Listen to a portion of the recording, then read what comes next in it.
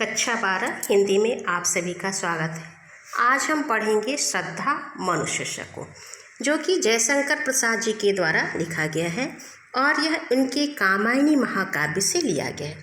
प्रसाद जी ने कामायनी में देव संस्कृति के विनाश के बाद विकसित होने वाली मानव संस्कृति एवं मानवता के विकास की एक मनोवैज्ञानिक कहानी प्रस्तुत की है।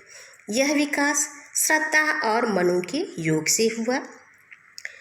इसमें श्रद्धा और मनु के प्रथम दर्शन एवं परस्पर सहज आकर्षण के वर्णन से यह शीर्षक प्रारंभ होता है।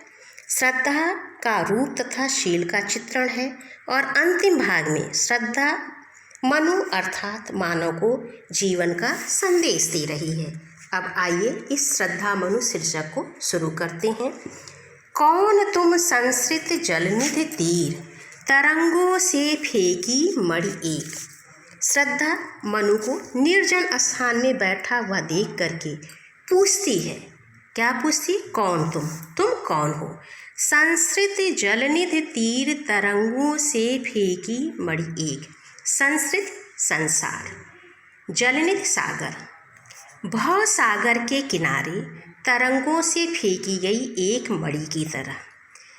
समुद्र अपनी तरंगों से मणियों को किनारे पर फेंक देता है, उसी तरह इस संसार सागर की तरंगों से फेंके गए एक मणि की तरह इस निर्जन स्थान पे बैठे हुए तुम कौन हो?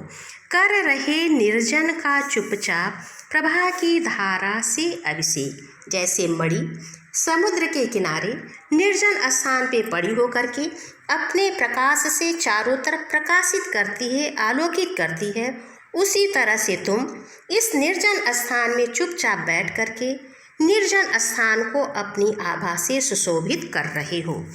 मधुर विश्रांत और एकांत, जगत का सुलझा हुआ रहस्य। श्रद्धा कहती है कि हे परिचित, तुम मुझे मधुर विश्रांत और एकांत, तुम मुझे मधुरता, विश्रांत मतलब थकावट, एकांत नीरवता से परिपूर्ण इस संसार में सुलझे हुए रहस्य की तरह लग रहे हो। जगत का सुलझा हुआ रहस्य, इस संसार का सुलझे हुए रहस्य की तरह लग रहे हो। रहस्य अपरिचित होने के कारण हो, लेकिन जो तुम्हारी मुखाकृति है वह उस रहस्य को सुलझा रही है। एक करुणामय सुंदर मौन और चंचल मन का आलस्य। तुम्हारा सुंदर और मौन रूप करुणा से परिपूर्ण है और तुम्हारा जो मन है उस मन की चंचलता ने आलस्य को धारण कर लिया है। इसमें क्या है? सागर के लहरों के द्वारा फेंकी गई मणि से मनु की तुलना प्रसाद जी ने की है, जिससे कि मनुष्य के एकाकी जीवन की निराशा का सुंदर चित्रण किया है। यहाँ पर लक्षणा शब्द शक्ति है और खड़ी बोली भाषा है, उत्प्रेक्षा उल्लेख अलंकार है। अब आइए आगे देखते हैं। सुना यह मनु ने मधु गुंजार। जैसे ही मनु के कानों में श्रद्धा की यह वाणी पड़ती है तो इस वाणी को सुनकर के मनु के ऊपर क्या प्रभाव पड़ता है उसी का वर्णन कवि ने किया है। क्या कहते हैं? सुना यह मनु ने मधु गुंजार। मधु गुंजार मधु की तरह, भौरे के गुनगुनाहट की तरह। जैसे ही मनु ने इस वाणी को सुना, मधुकरी सा का सा जब आनंद, मधुकरी की तरह, भ्रमरी की तरह उस मधुर आनंद को सुना तो मनु अत्यंत आनंदित हो उठे। सानंद, आनंदित हो उठे। किए मुख नीचा कमल समान, अत्यंत शालीनता के साथ वह अपने कमलवत मुख को नीचा किए हुए थे।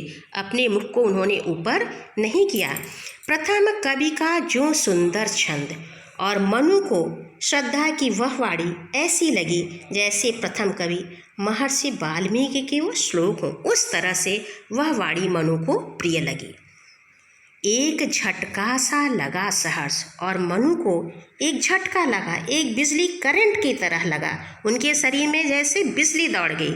निरखने लगे लुटे से, और वह वंचित की तरह, लुटे हुए की तरह, वंचित के समान अपने को समझ करके उन श्रद्धा को देखने लगे, निरखने लगे।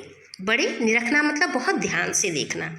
कौन गा रहा यह सुंदर संगीत, और वह बड़े ध्यान से देखने लगे कि यह जो है वह कौन इस सुंदर गीत को गा रहा है, यह कौन मेरे पास खड़ा है जिसकी आवाज़ इतनी मधुर है।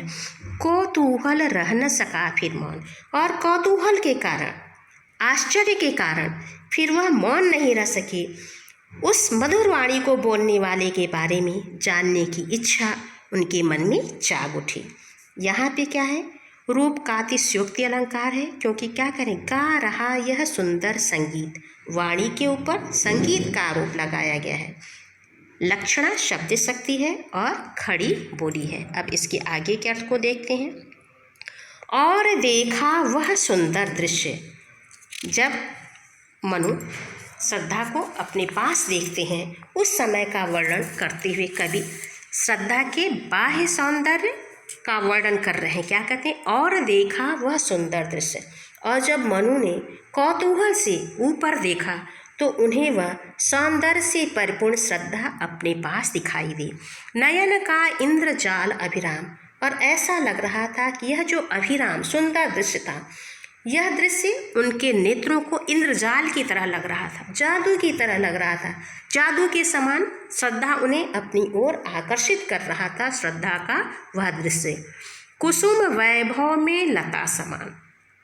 और कवि क्या कहते हैं, श्रद्धा के सौंदर्य का वर्णन करते हैं कि मनु ने जब श्रद्धा को देखा तो मनु को लगा कि वह फूलों से लदी हुई सौंदर्यमयी लता है, चंद्रिका से लिपटा घनश्याम, और उन्होंने यह अनुभव किया कि यह चंद्रमा की चांदनी में लिपटा हुआ जैसे कोई बादल का टुकड़ा हो, उस तरह से श्रद्धा उन्हें प्रतीत हुई, दिखाई दी।